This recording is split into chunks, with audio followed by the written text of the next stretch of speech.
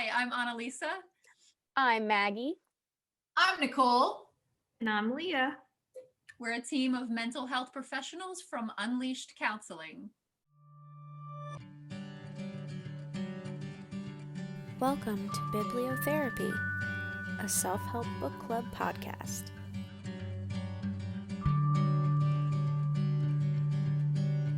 Let's book it. Well, okay, welcome to our very first podcast for Bibliotherapy. Woo! So the idea is we're a team of mental health professionals. We're going to read self-help books so you don't have to, or maybe you do want to and read it along with us. And we're going to just give you our authentic, real reactions to the books we're reading. So for the first one, we chose Brené Brown, The Gifts of Imperfection. And the reason that we chose this is pretty straightforward. I read it before and I wanted this to be an easy recording. An easy first. So I don't know. Was it an easy first for the rest of you? Yeah, for sure. Yeah, definitely. It's easy to read. Like it, pushes you along easily because it's flowing and it's, like advice in a sense. Like, she is providing tips and advice to achieve resilience and, self-compassion and that kind of stuff. So I for one really am really enjoying it so far. I've never read a book in like the self-help genre. This would be the first time that I'm reading something like this. No, never. I know I have a couple on my shelf, but I just never got around to it. I'm one of those people. Maybe I should be listening to this podcast instead of participating. No, I'm just kidding. But yeah, no, I'm really enjoying it so far. I like the way it reads, and I like how it's very personal. And I like how she relates her stories, like her actual personal life stories, to, these certain premises for the book. It's really great. I like it so far. Brené Brown is a brilliant storyteller. I absolutely love listening to her talk, reading what she writes, because she writes it in such a relatable way. It doesn't sound like some of those stereotypical self-help books that are like, here are 5 steps on how to love yourself, or like 5 steps on how to fix this, or it feels real. Like, hey, like she even says some of her struggles with getting to some of these topics as well of, at first I was feeling this way about this topic, and then moving into, studying a lot of these like feelings of shame and finding courage in yourself and that self-love, and trying to figure out perfectionism, which I know a lot of us can really relate to. She says it in such a grounded way that, yeah, it does push you along because you want to know what she thinks. And she also has an element of humor, which I love in any kind of book, really. But self-help especially, because it's sometimes an uncomfortable thing to even like read about. Like sometimes when you go to like a Barnes and Noble or whatever, if people do that nowadays, you like kind of like slink up to the counter with like your self-help book of like, yep, this is great, like great experience. For her, that level of humor, it really kind of starts breaking that stigma of, yeah, like all of us are trying to better ourselves, all of us are trying to learn. And it's something that it should not be like seen as, weird or, something to be shameful of. Right. Imagine that. Yeah, the way that I read it, it's very human, right? It sounds like she's speaking with you. Sometimes self-help books can seem a little preachy, or you have a problem and I'm gonna fix it. She's like, hey, I'm right there with you. I feel all these things too. Still struggle with them, but this is what I've done. It feels like it's more of a conversation rather than somebody talking at me or me reading that.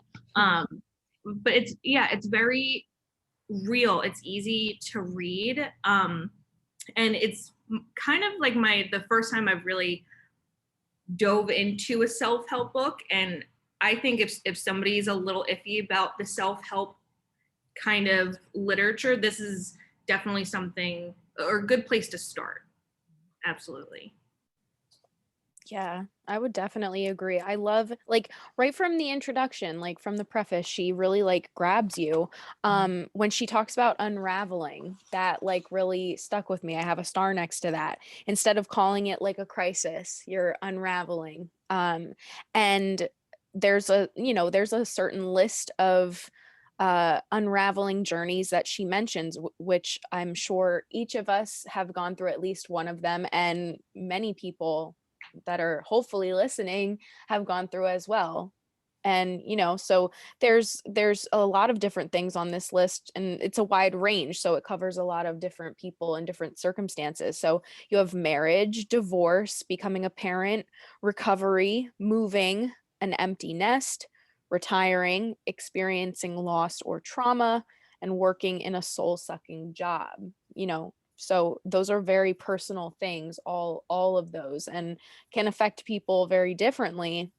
So it's easy to relate your life and your situation to what she's talking about, no matter what it is, because it's such a like a broad range. She's great. She really is. And I'm suddenly terrified that one of you is going to say your unraveling is working at a soul-sucking job. Never.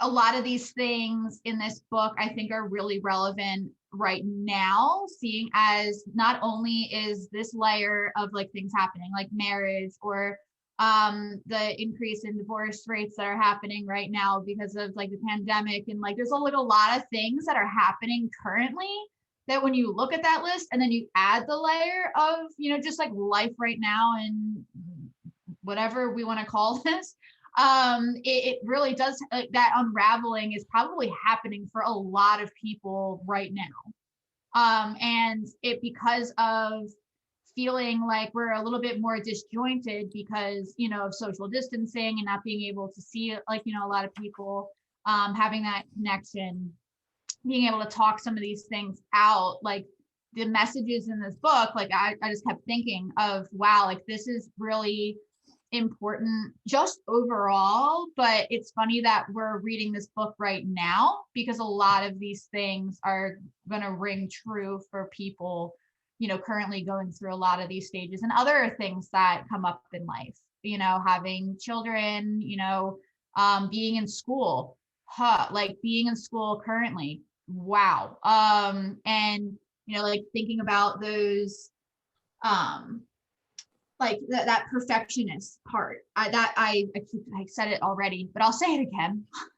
Because I think that's something that she brings up a lot in a lot of her work. Of perfectionism currently is really hard to deal with because things have to be so flexible, and kind of going with the flow of just living with the times of virtual, trying to figure out what work looks like, what family looks like, what school looks like. It hit me hard, guys. I was reading this and I was just like, this just makes so much sense right now.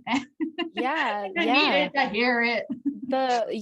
It's interesting, like the first thing I thought of when how you're thinking or how you're saying it's really relevant to what's happening right now, when she actually gets into talking about the gifts of imperfection, the three: the courage, compassion, and connection is really really really hard to achieve right now. It was hard enough with just like she says, the technological age, not being face to face with people that way, and false compassion and thinking you're building connection with people. And now it's like we physically are not allowed to have face to face connections with people. And it's like, I don't know about you guys, I just keep wondering, when are things gonna be a little bit back to normal, in air quotes.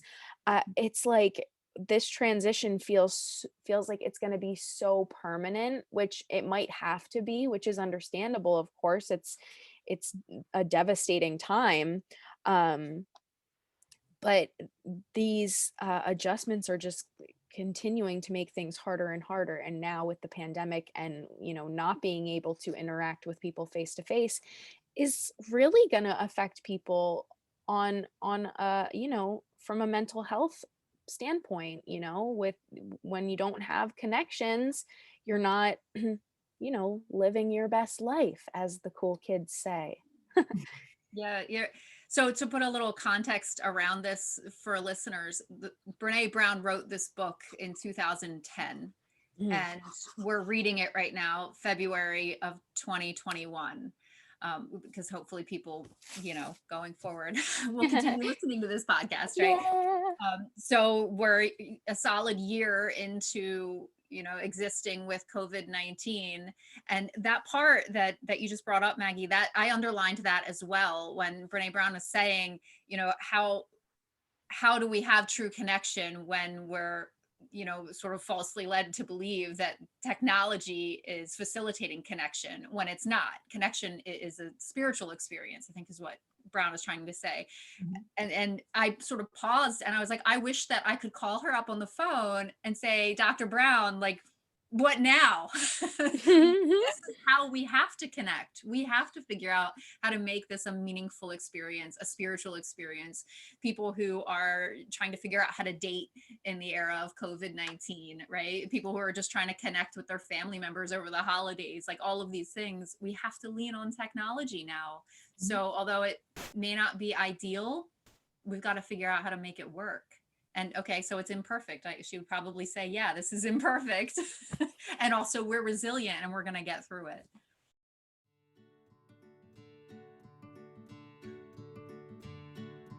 Does your weekly planner encourage self-care and gratitude, inspired by the carefree, loving attitude of your furry best friend?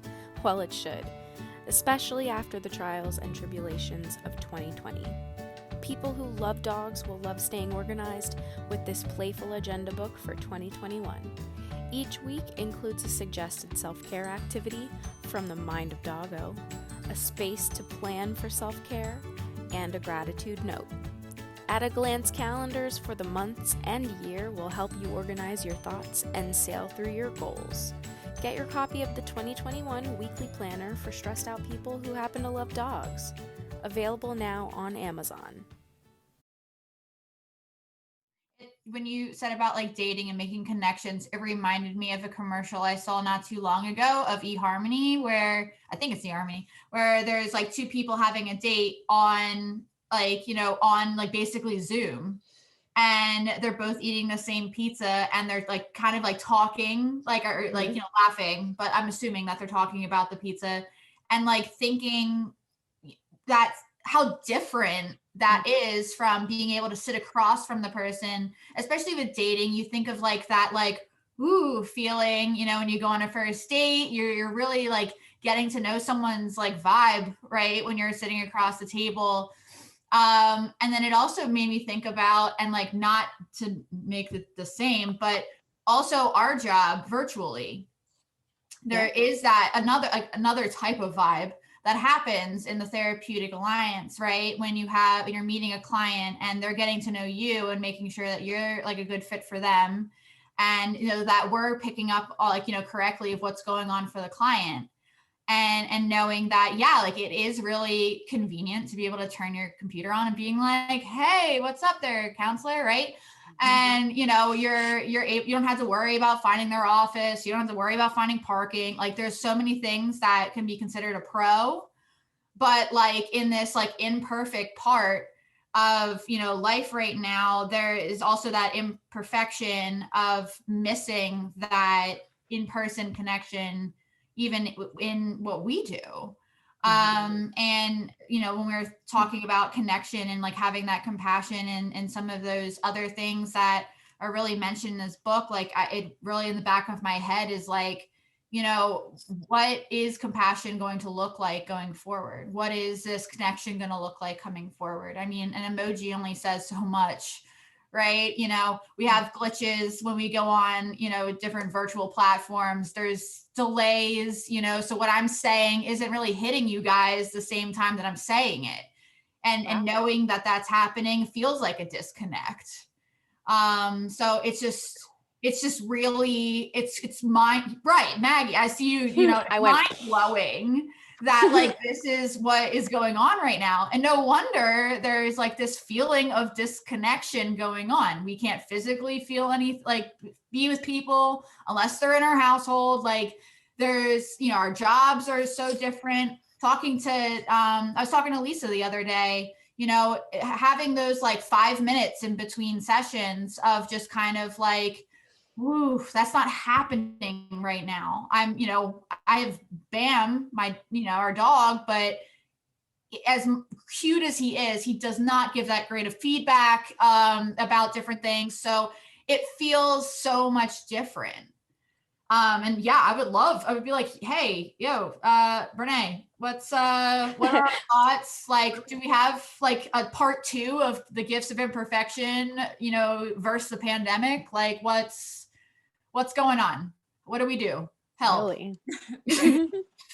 Send help. Yeah. So what would she say? So she does such a great job at the start of the book talking about what's getting in the way, and she's a shame researcher, right? So she reasonably says that shame is a big part of what keeps us disconnected, right? Wanting to hide our shame stories, not wanting to reach out and tell people what's going on for us, you know, just the healing act of talking to one another. So that's what's getting in our way. And then she's saying courage, compassion, and connection are actually these imperfect gifts that will help us overcome our shame. And so we've only read the first half of the book right now, right? We got through guideposts 1, 2, and 3. So in the next podcast, we'll read the rest of the book and talk about where she wants us to go. But for now, you know, I'm just trying to imagine, like, if we were to have a conversation with Dr. Brown, she would probably lead us back to what she shares with us at the beginning of the book, right? Mm-hmm. Connect with each other, dig deep, be deliberate about how we want to take on our challenges. Mm-hmm. I think a lot of those are amplified too now. I mean, being really deliberate with you know, what's going on. I know one of the quotes I'm looking at that I wrote down was shame hates when we reach out and tell our story. Yeah. That I think right now is huge. And it means more. Not that it didn't mean a lot before, but really being deliberate with being able to express ourselves to people, really making more of those connections, keeping those connections. It's so easy to fall out of touch. I know I am guilty of it. When you have to rely on technology and not being able to see people. It's kind of like, oh, I'll text that person. And then like 3 weeks later, you're like, I still have not done that. And I probably should, you know? So being deliberate and writing that down, be like, hey, like I want to keep these connections. You know, keeping that compassion, because right now a lot of us are burnt out, we're fatigued, we're, you know, going through a lot of different things, and we need to keep that compassion. Yeah, no, I think you're right, but she would totally be like, did you read the book? Like it's all there. You just, it just has to be adapted to where we're at. Right. Yeah. And I guess that's a point well taken. The environment around us may change, but who we are, like our authentic selves, that's not changing. And that's still the answer, right? It's still necessary for us to be self-compassionate, to, you know, be willing to reach out and talk to other people. That was numbers 1 and 2. What was number 3? I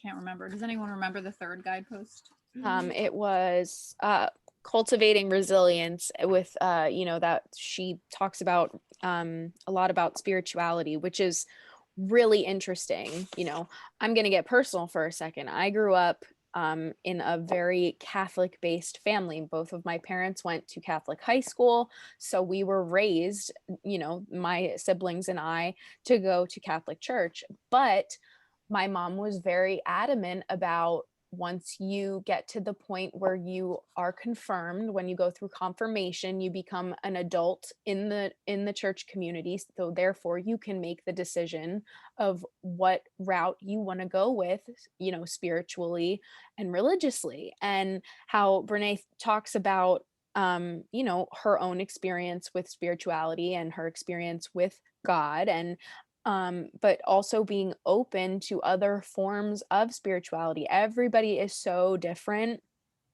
and I feel like no matter who you ask, they will fall into either category. You know, either being religious or being spiritual, we're all trying to find that enlightenment, you know. So and what our purpose is and what we're really supposed to be doing. But that's also really hard to achieve when we're not letting go of the things that are getting in the way, and we're not letting go of that thought that we're supposed to be something other than what we are. You know, we're always striving to be something different or have something different. Everybody doesn't like something about themselves. But it's about letting those things go, because they're things that you you can alter, but you can't change, because it is the true version of you. Well said. Whoa. Snaps for that. I can't snap. If I could, I would totally. Yep. There we go. ASMR. Oh yeah. Oh, all right. Well, I think it's been about 20 minutes, which is Yeah. when we agreed we'd stop, right? So, Yes, so that went so fast. it did. Yeah. So for the next episode, which will be in 2 weeks, we'll read the last half of the book and sort of finish, you know, who knows, that we might have a different opinion by the time we get to the end. We'll see what happens. That's very true. Yeah. Yep. And then at some point we need to decide what we're going to read after that. It would be cool if our listeners sort of weighed in on that, but maybe that's a conversation for a future episode. Yeah, Love it. definitely. Let us know your thoughts. Take a trip to Barnes and Noble, wear your mask, of course, and pick up a coffee, a coffee and a copy of The Gifts of Imperfection by Brené Brown. You won't be disappointed, and you'll be able to follow along with us next time. Bye. Bye. Signing off.